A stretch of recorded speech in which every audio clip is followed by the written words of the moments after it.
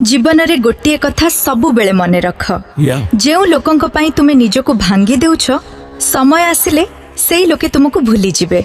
किंतु गोटे शक्ति अछि जे तुमर लुह को देखे तुमर नीरवता को बुझे से हेले भगवान। आजिर दुनिया रे संपर्क हृदय रे नुहे स्वार्थ रे चालुछि।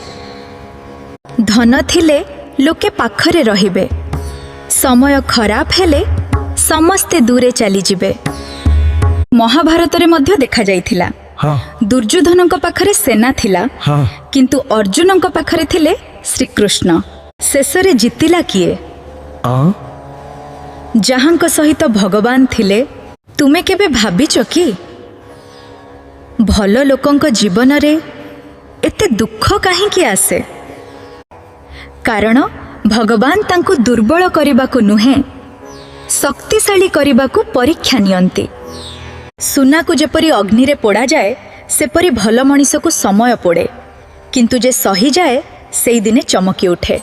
आजिर पुओ विदेशी कुकुर पई हजार हजार टंका खर्च करुछि, किंतु बुढ़ा बापा मां को पई औषध किनिबाकू भाबुछि।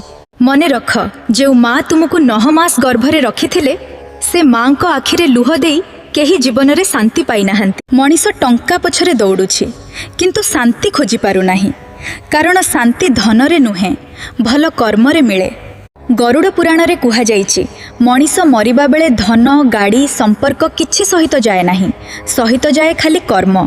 सेथि पई काहाको घृणा करंतु नाही, काहार हृदय भांगंतु नाही, कारण समय सबुर हिसाब नहीं थाए। आउ जेउ घर रे माँ बापा आशीर्वाद रहे सेई घर रे स्वयं भगवान वास करंती।